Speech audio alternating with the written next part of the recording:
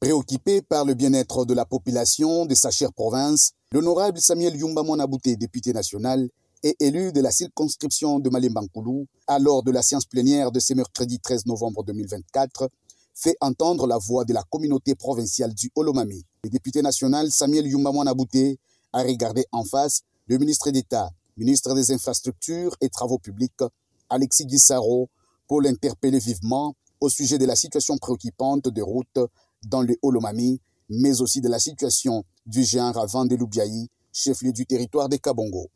Merci beaucoup, honorable président. Nous avons vu les ministres des ITP lancer les travaux de la réhabilitation de la nationale numéro 1 à partir d'Engouba.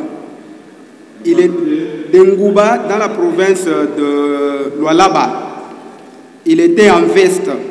Je me demandais même, quelqu'un qui part lancer les travaux en veste, je me disais que le ministre est habitué au gyrophare qu'il voit à Kinshasa, qu'il utilise à Kinshasa.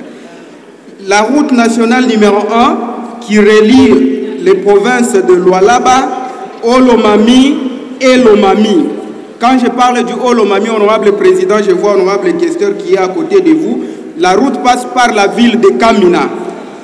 Honorable président, je voudrais poser la question au ministre d'État de savoir, depuis qu'il a lancé les travaux en veste et aujourd'hui, quel est l'état d'avancement de ces travaux-là?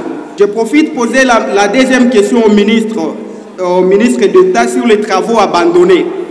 Les cas de l'érosion de Kabongo, l'érosion qu'on appelle DIBEA, lancée depuis 2022.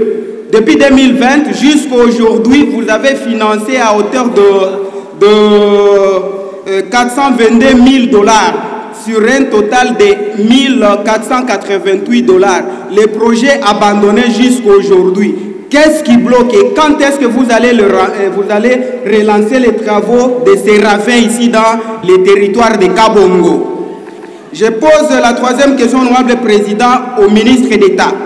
C'est sur la route provinciale numéro 17. Cette route-là relie les provinces, comme je le disais, au Katanga, Olomami et Tanganyika à travers le territoire de Manono. Lancée depuis 2010, jusqu'à aujourd'hui, la route n'est pas encore terminée. Nous voulons aussi savoir à quand est-ce que les travaux de cette route ici vont s'achever. Honorable président, j'ai dit et je vous remercie. Samuel Yumba Mwanabute a bien joué sa carte, à chacun d'en faire autant au bénéfice de la province du Olomami.